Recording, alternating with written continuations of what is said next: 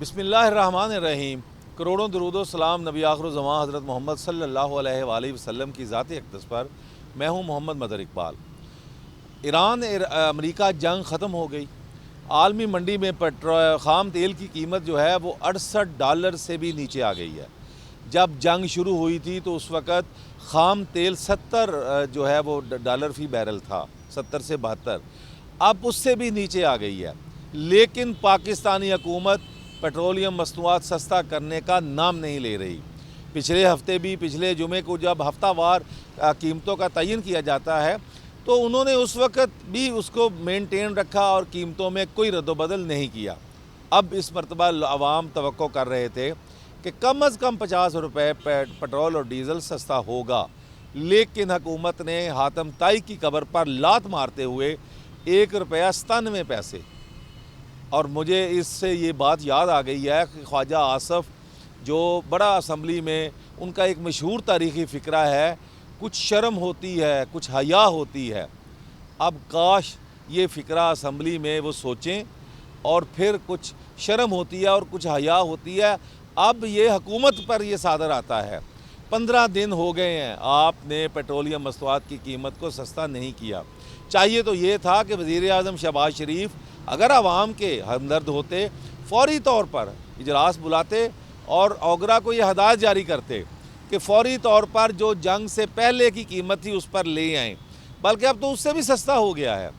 तो आप हुकूमत जो है वो इस वक्त अरबों रुपए कमा चुकी है। इस पेट्रोलियम सस्ती ना करने की मद में, पेट्रोलियम मसनूआत सस्ती ना करके हुकूमत के पास, चूँकि PSO स्टेट ओन कंपनी है, उसके पास करोड़ों लीटर गैलन इस वक्त जो है तेल उनके डिपुओं पर मौजूद है।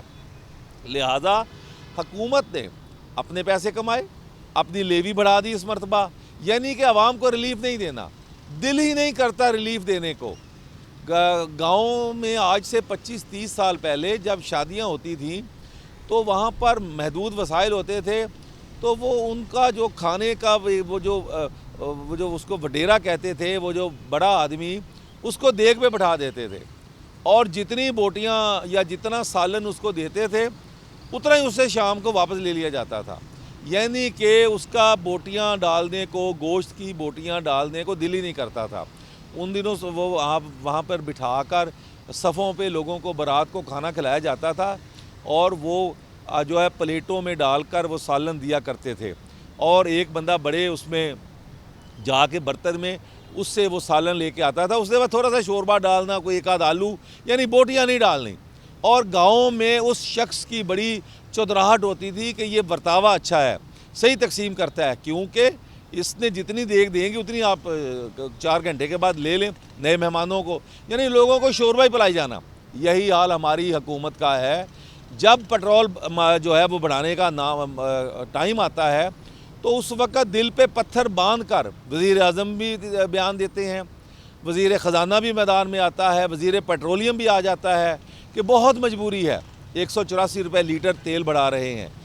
अब सस्ता करने की बारी आई तो उस पर हुकूमत खामोशी। मुझे अफसोस है, चंद दिन कबल मेरी मुलाकात हुई थी जो वफाकी वज़ीर पेट्रोलियम हैं अली परवेज़ मलिक।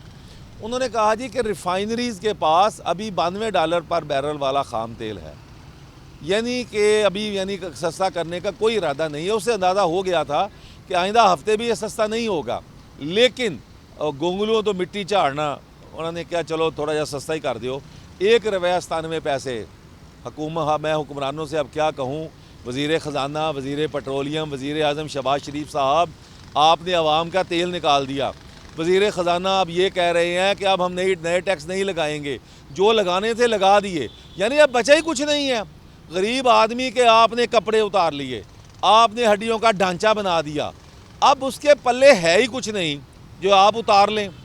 आपने लेवी बढ़ा दी, आपने टैक्सेस बढ़ा दिए, आपने अब तेल का जो फ़ायदा, आपने अरबों रुपए कमा लिए। तो वो एक भारत के एक शायर हैं, उनका एक शेर है कि आओ तुम भी इमदाद करना सीख लो हुकूमत से, आओ तुम भी इमदाद करना सीख लो हुकूमत से, ये पक्का घर गिरा देती है, कच्चा घर बनाती है।